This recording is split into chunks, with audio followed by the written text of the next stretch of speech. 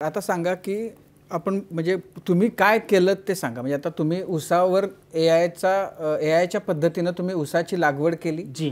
त्याच्याबरोबर एआयचा तुम्ही कसा वापर केला? कोणत्याही क्षेत्रामध्ये जेव्हा आपण वापर करतो आर्टिफिशियल इंटेलिजन्सचा त्याच्या स्टेप आहेत. पहिलं स्टेप आहे की सॅटेलाइट मॅपिंग. सॅटेलाइट मॅपिंग केल्यानंतर आपल्याला 200 इंडायसेस येतात, व्हिज्युअल इंडायसेस. त्याच्यामध्ये NDVI आहे. नाही असं आहे की सर्वसामान्य माणसाला कळेल अशा भाषेत सांगा, कारण लोकांना इंडायसेस वगैरे असं कळणार नाही. त्यामुळे उपग्रहामार्फत जेव्हा त्यांनी मॅपिंग केलं तुम्ही हां, आणि मग मॅपिंग केल्यानंतर त्या मातीची गुणवत्ता काय आहे, त्याच्यामध्ये कोणतं क्रॉप चांगलं येऊ शकतं, त्याचे पूर्व मशागत करण्यासाठी काय गरज आहे, कोणते त्याला न्यूट्रिएंटची गरज आहे, या पद्धतीच्या शिफारशी तिथे आपल्याला येतात.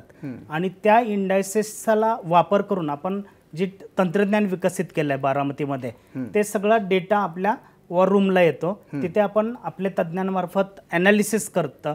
सॉईलच्या प्रॉपर्टीज कोणत्या आहेत, सॉईलचा pH किती आहे, सॉईलमध्ये कोणते घटक आहेत आणि कोणता क्रॉप. पण ह्या गोष्टी आधीपासून होत होत्या ना, म्हणजे ह्या गोष्टी ज्या आहेत की सॉईलचा दर्जा तपासणं वगैरे, एआय त्यात कसं आलं? याचं ॲप्लिकेशन म्हणजे फॉर एक्झाम्पल आता आपण ऊसामध्ये घेतोय, तर ऊसामध्ये आम्ही काय केलंय की मी हे दाखवतो की शेतकऱ्याला हे कोकोपीट आहे, त्याच्यामध्ये रोपाची लागवड केलेली आहे. RHP नावाचं एक तंत्रज्ञान आहे जे युरोपियन युनियननी कोकोपीट निर्मितीसाठी रिकग्नाइज केलेलं आहे. ते तंत्रज्ञान आपण वापरतो आणि तो मीडिया वापरतो. हे भारतात इतर ठिकाणी वापरलं जात नाही.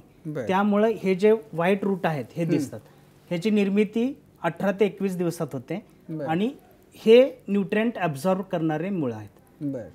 हे पहिलं तंत्रज्ञान आहे. हे रोप त्या शेतकऱ्याला दिल्यानंतर सॅटेलाइट मॅपिंग तर पूर्वी होत होतं, तुमचं सल्ला बरोबर आहे, परंतु आम्ही 4500 रोपं मोजायचं तंत्रज्ञान इनपुट त्या सॅटेलाइटला दिलेलं आहे